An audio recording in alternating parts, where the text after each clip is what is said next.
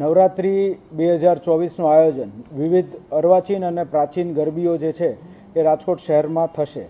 તો આને ધ્યાનમાં રાખીને રાજકોટ શહેરની લાયસન્સ બ્રાન્ચ દ્વારા વિવિધ અર્વાચીન ગરબીઓને મંજૂરી આપવામાં આવતી હોય છે.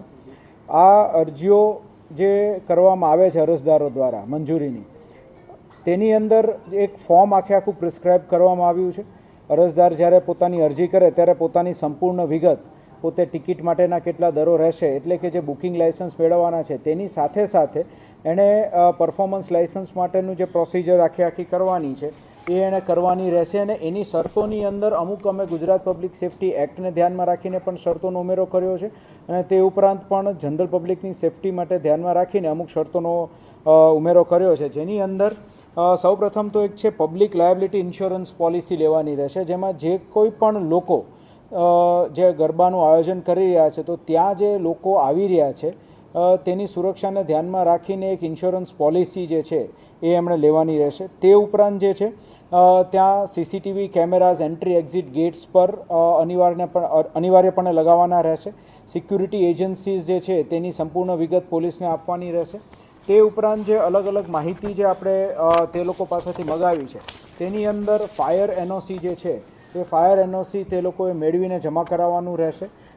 વિદ્યુત નિરીક્ષકનું ઇલેક્ટ્રિકલ ફિટિંગ અંગેનું જે સર્ટિફિકેટ છે તે જમા કરાવવાનું રહેશે. ઇમરજન્સી ડૉક્ટરની વ્યવસ્થા અને એમ્બ્યુલન્સની વ્યવસ્થા જે ગરબીના આયોજકોએ પોતાને ત્યાં રાખવાની રહેશે. સ્ટ્રક્ચરલ સ્ટેબિલિટી અંગેનું પ્રમાણપત્ર રાખવાનું રહેશે. અને જે ઇમરજન્સી ડૉક્ટર જે છે એ ત્યાં રહેવા માગે છે તેનું એક સંમતિપત્રક તેમણે જમા કરાવવાનું રહેશે. આ ઉપરાંત અલગ અલગ ગરબીના આયોજકો દ્વારા વિવિધ ફૂડ સ્ટોલ્સ લગાવવામાં આવતા હોય છે, તો તે ફૂડ સ્ટોલ્સ જે લોકો રાખનાર હોય તો તે ફૂડ ઇન્સ્પેક્ટરનું પણ ચકાસણી પ્રમાણપત્ર મેળવીને સબમિટ કરવાનું રહેશે. આટલી સર્ટિફિકેટ સબમિટ કર્યા બાદ જે તે આયોજક હશે તેને જરૂરી મંજૂરીઓ આપવામાં આવશે.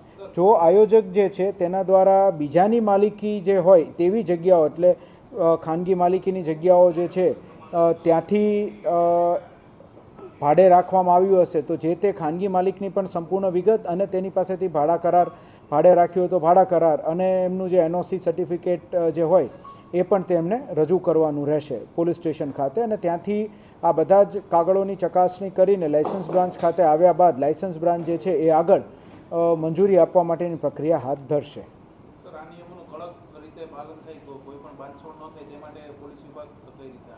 આની અંદર એક સિમ્પલ છે કે કોઈ પણ લાયસન્સની જે મંજૂરી જે છે લાયસન્સ શાખા દ્વારા કોઈ પણ આયોજનની મંજૂરી છે તે અમે જે વાત કરી એટલા પ્રમાણપત્રો અને અલગ અલગ સર્ટિફિકેટ્સ આવ્યા બાદ જ તેને લાયસન્સ આપવામાં આવશે. એ પહેલાં લાયસન્સ નહીં આપવામાં આવે.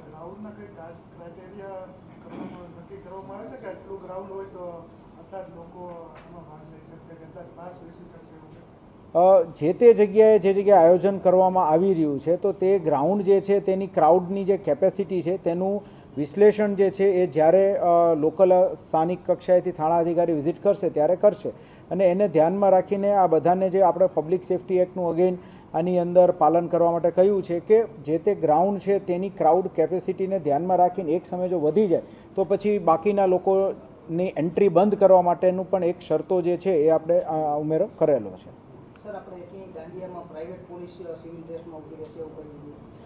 એટલે આજે એકવાર જે લોકોને મંજૂરી મળશે અને ગરબાનું આયોજન કરશે તો ત્યાં લોકોની સુરક્ષા અર્થે જે છે એ પોલીસ પોતાનું પેટ્રોલિંગ પણ અલગ અલગ વિસ્તારોમાં રાખશે. તે ઉપરાંત સી ટીમ્સ જે છે એ પણ અલગ અલગ ગરબીઓની અંદર પ્રાઇવેટ ડ્રેસીસની અંદર પોતાના અમુક જગ્યાએ જ્યાં જરૂર પડે ત્યાં યુનિફોર્મમાં એ પેટ્રોલિંગને એવું કરતા રહેશે. અને તે ઉપરાંત ક્રાઇમ બ્રાન્ચના લોકો જે છે એ પણ પ્રાઇવેટ ડ્રેસની અંદર અલગ અલગ જગ્યાએ પેટ્રોલિંગ કરતા રહેશે.